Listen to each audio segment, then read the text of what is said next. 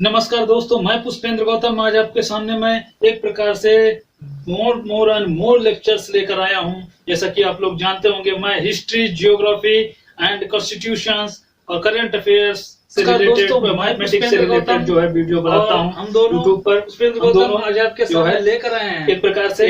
तो जैसा कि आप लोग देख रहे होंगे, एक प्रकार से हिस्ट्री कभी इस रूप में, कभी उस रूप में, तो मैथमेटिक्स और यदि आप कॉन्स्टिट्यूशन से रिलेटेड पर जो आना हो वीडियो बना रहे हैं तो आ सकते हैं। ये आपका अपना यूट्यूब चैनल है, इस चैनल पे कोई भी जो है इसमें आकर के तो विजिट कर सकते हैं। जैसा कि मिलते हैं। Hello, hi, hello Pushpen, I am Pushpen, I am also, and you, I am both, okay. नमस्कार दोस्तों, मैं पुष्पेंद्र गौतम आज आपके सामने लेकर आया हूँ। हिस्ट्री का लेक्चर है, तो इसमें सबसे पहले हम देखेंगे कि अभी तक जो हमने देखा था वो आंग्ल मैसूर युद्ध के बारे में हमने पढ़ लिया है। आज जो हम पढ़ेंगे वो आंग्ल मराठा युद्ध के बारे में पढ़ेंगे और इसके बारे में एक एक डिटेल में हम जानेंगे कि कैसे क्या, कहाँ पे क्या हुआ था। तो हम स्ट्रक्चर के द्वारा पढ़ेंगे। सबसे पहले हम स्ट्रक्चर जो है इसका आपको दिखा रहे हैं कि कौन क्या था, कौन किसका कैरेक्टर था, और उसके बाद जो है आपको पता चल जाएगा कि मतलब किसके किसके बीच में क्या हुआ था, तो क्या नहीं हुआ।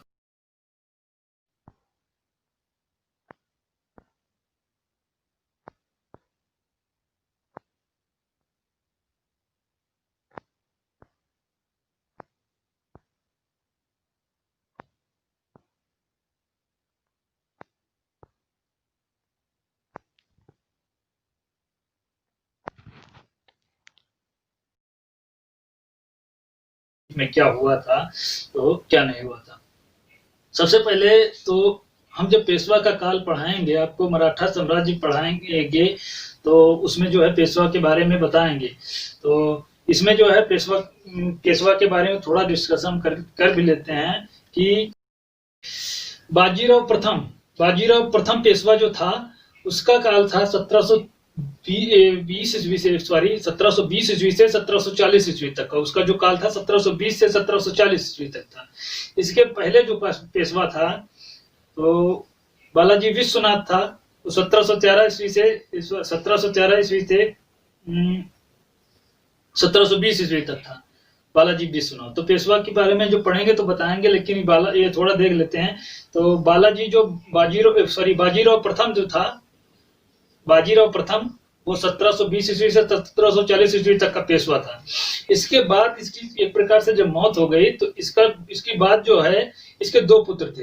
एक था रघुनाथ राव और दूसरा था एक रघुनाथ राव था और एक था कौन, ये वाला था रघुनाथ राव, ये वाला रघुनाथ राव था और ये था बालाजी बाजीराव। इसका नाम जो था बालाजी बाजीराव। ये 1740 ईस्वी से 1760 ईस्वी से 1766 ईस्वी तक का क्या रहा, पेशवा रहा। 1740 से 1760 ईस्वी तक ये पेशवा रहा। तो हुआ ये कि ये जब पेशवा था, जब इसकी मौत हुई थी बाजीराव प्रथम की, तो पेशवा के लिए संघर्ष हो रहा था। इसके बारे में हम थोड़ा बताएंगे, पहले स्ट्रक्चर देख लेते हैं। तो ये रघुनाथ राव था, ये रघुनाथ राव और ये बालाजी बाजीराव। तो इसके बाद इसके दो पुत्र थे। एक प्रकार इसके जो पुत्र थे वो दो, एक था इधर माधव राव और इधर नारायण राव। और ये जो था इसके बाद इसके जो नारायण राव था, इसका जो पुत्र था वो उसका नाम था नारायण राव का जो पुत्र था माधवराव नारायण। कौन था? माधवराव नारायण पुत्र था। इसके बारे में थोड़ा देख लेते हैं। रघुनाथ राव का जो मतलब एक दत्तक पुत्र था, गोद लिया वो पुत्र था, दत्तक पुत्र था। इसका जो पुत्र मतलब इसने जो है इसका जो पुत्र था वो अमृत राव था। मतलब दत्तक पुत्र ये अमृत राव था। इसका जो पुत्र था अमृत राव का पुत्र वो विनायक राव था। कौन था? विनायक राव था।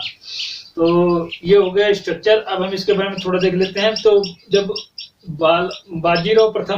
बाजीराव प्रथम की मृत्यु हो गई तो दोनों के लिए एक प्रकार से संघर्ष हुआ पेशवा के लिए।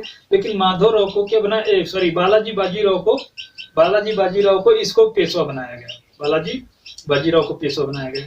जब इसकी मौत हो गई तो ये रघुनाथ राव क्या रघुनाथ राव जो है पेशवा बनने की सोचता था, लेकिन इसको पेशवा नहीं बनाया गया।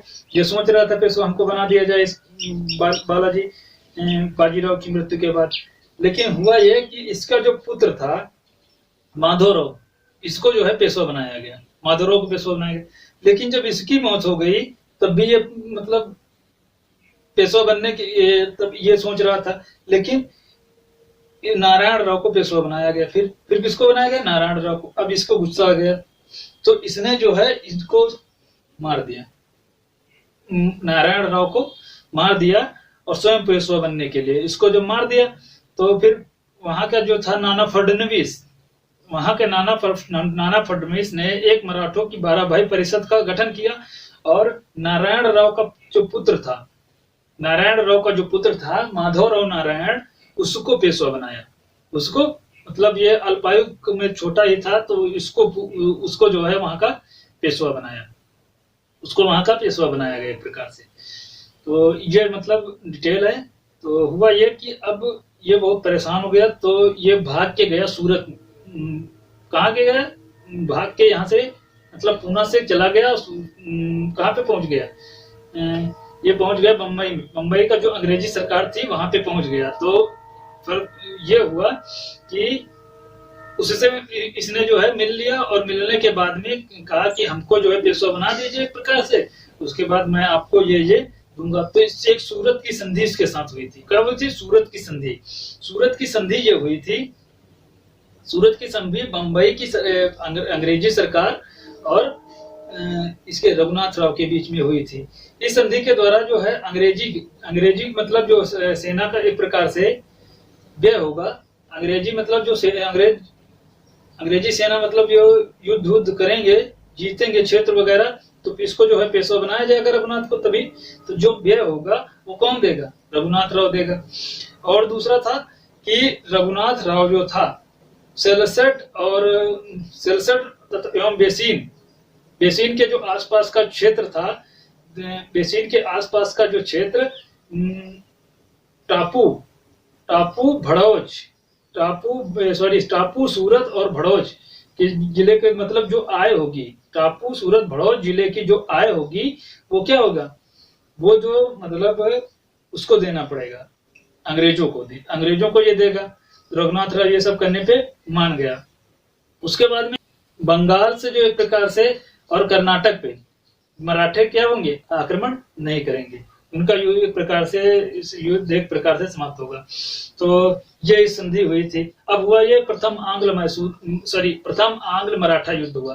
प्रथम आंग्ल मराठा युद्ध कब से कब तक हुआ? अब ये संधि कब से कब तक हुई थी ये जान लीजिए। सूरत की जो संधि हुई थी वो 6 मार्च 1775 ईस्वी तक हुई थी। कब हुई थी? 6 मार्च 1775 ईस्वी। तो प्रथम आंग्ल मराठा युद्ध हुआ 1775 ईस्वी से। प्रथम आंग्ल मराठा युद्ध 1775 ईस्वी से हुआ था। 1775 ईस्वी से कब तक हुआ था? 1782 ईस्वी तक हुआ था। हुआ ये था इस युद्ध में कि उसमें एक जो गवर्नर था, प्रथम आंग्ल मराठा युद्ध, उसके बाद कर्नल किटिंग जो था 1775 ईस्वी को ये अपनी सेना लेकर के आरस के मैदान में जो है एक प्रकार से मराठों को पराजित कर दिया। लेकिन ये जो है उस पर अधिकार नहीं कर सका, अधिकार इसका वहां पे नहीं हो सका। इसके बाद जो है वारेन हेस्टिंग्स आया। वारेन हेस्टिंग्स ने जो है 1778 ईस्वी वारेन हेस्टिंग्स 1778 ईस्वी में इसने जो है बडगांव में युद्ध किया और युद्ध में वारेन हेस्टिंग्स पराजित हो गया और इसको एक अपमानजनक संधि करनी पड़ गई। मतलब युद्ध में पराजित हो गया तो एक अपमानजनक संधि करनी पड़ गई। तो 1779 ईस्वी में एक संधि हुई थी। 1779 ईस्वी में बडगांव की संधि हो गई। इसके द्वारा ये हुआ था कि 1773 ईस्वी के पहले के जीते हुए जितने भी क्षेत्र थे मराठों को अंग्रेज वापस कर दिए थे। और बंगाल से जो सेना आ रही थी वो यहाँ पे नहीं आएगी उसको बीच में ही रोक दिया जाएगा। ये मतलब प्रस्ताव हो गए थे। तो इतना हो गया। उसके बाद वारेन हेस्टिंग्स ने युद्ध जो है जारी रखा। वारेन हेस्टिंग्स ने युद्ध जारी रखा और इसके बाद वारेन हेस्टिंग्स ने जो है मराठों को पराजित कर दिया। और परिणाम स्वरूप सालाबाई की संधि हुई। सालाबाई की जो संधि हुई थी 17 मई 1782 ईस्वी को हुई थी। ये पूना दरबार तथा अंग्रेजों के बीच में हुई थी। तो किसके बीच में हुई थी? पूना दरबार तथा अंग्रेजों के बीच में हुई थी। इससे और थान दुर्ग के आसपास का जो क्षेत्र था एक प्रकार से वो अंग्रेजों का होगा। और अंग्रेज रघुनाथ राव का साथ छोड़ेंगे थे। रघुनाथ राव पर खर्च किया गया 12 लाख रुपए पूना दरबार अंग्रेजों को देगा।